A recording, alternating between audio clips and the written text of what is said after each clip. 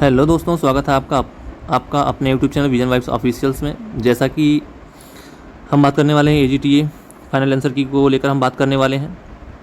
तो आपका final answer की आ चुका है, जो कि अभी कुछ देर पहले ही आया है आपका। तो इसकी जानकारी लेने के लिए सबसे पहले चैनल को सब्सक्राइब कर लें, और एग्रीकल्चर की कोई भी वैकेंसी आती है, कोई भी नोटिफिकेशन आता है, तो सबसे पहले जानकारी पाने के लिए प्लीज़ चैनल को सब्सक्राइब कर लें और वीडियो को ज़्यादा से ज़्यादा शेयर करें, लाइक करें, सब्सक्राइब करें। तो बात कर लेते हैं, अभी हमारा फाइनल आंसर की आया है एजीटीए वालों का। तो जैसा देख सकते हैं कि अभी आया जस्ट, ये 30 अगस्त 2025 को भी जस्ट आया ये। तो आयोग द्वारा विज्ञापन 7/2024 ग्रुप सी के अंतर्गत निदेशक नियंत्रणाधीन प्रावधानिक 3446, ठीक है, जो पदों की जो आपका पेपर हुआ था वो 13/7/2025 को आयोजित हुआ था। और तदुपरांत आयोग की आवश्यक सूचना दिनांक 14/7/2025 द्वारा उक्त लिखित परीक्षा प्रोविजनल उत्तर की आपकी आई थी 14/7/2025 को, ठीक है। इसके बाद आपको टाइम दिया गया था इसके बाद आपको टाइम दिया गया था कि आप 16/7/2025 लिखित मास्टर सेट प्रोविजनल से जो आपको जिस क्वेश्चन पे आपत्ति हो, आप उस पर क्या आपका आपत्ति आप लगा सकते हैं। तो बहुत सारे क्वेश्चन पे लोगों ने आपत्ति लगाया था, इसमें कोई दो राय नहीं है, और आपत्ति बहुत सारे क्वेश्चन पे लगाए गए थे। तो इस हिसाब से बात करते हैं, तो आज इसकी फाइनल आंसर की भी कुछ देर पहले आई है, लेकिन जो फाइनल आंसर की आई है वो उस आंसर की से हम संतुष्ट बिल्कुल नहीं है, क्योंकि आयोग इतनी बड़ी गलती कैसे कर सकता है भाई, हमें समझ नहीं आता। जिस क्वेश्चन का आंसर सही है, जिसका आंसर इन्होंने सही मेंशन कर रखा है, फिर भी उसका इन्होंने फुल मार्क्स दे रखा है। पता नहीं किस हिसाब से, समझ नहीं आता आयोग ने किस हिसाब से इसका फुल मार्क्स कर रखा है। मान लो ठीक है, एक क्वेश्चन हो गया, लेकिन आप दोनों क्वेश्चन सही हैं, दोनों क्वेश्चन के फुल मार्क्स, तो ये उन बच्चों के लिए तो काफ़ी नुकसानदायक हो जिन बच्चों ने सही करके आया है, और जिन बच्चों ने इनको नहीं किया था या जिन बच्चों का गलत था, जिन्हें नहीं पता था, उनको तो फ़ायदा है इसमें। तो इसमें आयोग की तो गलती है ही भाई। देखो, इसमें सिंपल सी बात है।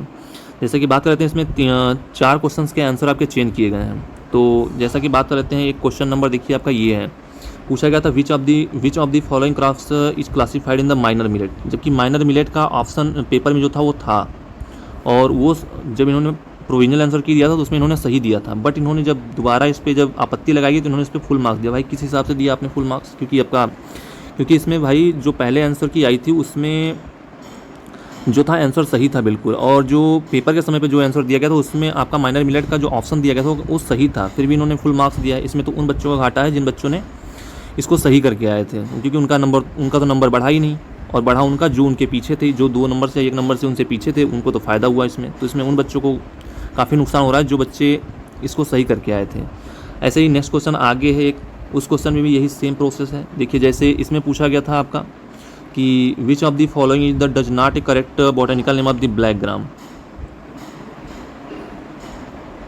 तो इसमें पूछा गया था कि denotes in the correct in the botanical नाम, इसमें बॉटनिकल नाम बताना था ब्लैक ग्राम का। तो जिसमें आपका इन्होंने दिया था ऑप्शन था इसमें विग्ना मुंगो का ऑप्शन दिया था इसमें, जबकि इन्होंने इसको फुल मार्क्स कर दिया है। पता नहीं किस हिसाब से किया है, ब्लैक ग्राम का कौन सा आंसर इनका सही होगा मुझे तो समझ नहीं आता, आयोग किस हिसाब से इसको फुल मार्क्स दे रखा, जबकि ऑप्शन में राइट ऑप्शन दिया हुआ था, और हमने बच्चों ने उसको, और हमने खुद उसको राइट आंसर करके मैं आया था, फिर भी इन्होंने इसको फुल मार्क्स दिया है। पता नहीं किस हिसाब से, जिन क्वेश्चन में इनको फुल मार्क्स देना चाहिए उनमें इन्होंने नहीं दिया, जिनमें देना चाहिए नहीं देना चाहिए उनमें इन्होंने दे रखा है।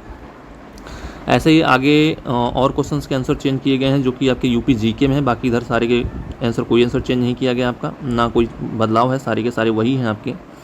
बट आगे चेंज किया गया है आपके जीके में इनको देना चाहिए था जो मार्क्स उन्होंने दिया ही नहीं। एक था क्वेश्चन नंबर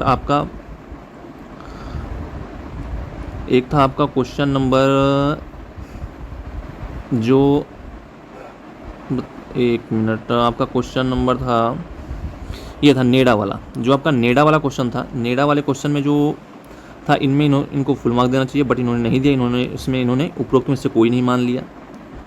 इन्होंने इस हिसाब से इसमें उपरोक्त में से कोई नहीं मान लिया, इस हिसाब से तो उसमें भी उपरोक्त में से कोई नहीं मानना चाहिए। जब गलत है तो सबका गलत होना चाहिए, बट उसमें इन्होंने फुल मार्क्स दिया, इसमें दिया ही नहीं, इसमें देना चाहिए इन्हें। ऐसे एक क्वेश्चन और था आपका, जैसे इन्होंने पूछा था कि हाँ, लखनऊ के किस नवाब ने इमाम बाड़ा कॉम्प्लेक्स का निर्माण करवाया था। इसमें इन्हें फुल मार्क्स देना चाहिए था, लेकिन इन्होंने इसमें उपयुक्त में से कोई नहीं ऑप्शन दे दिया।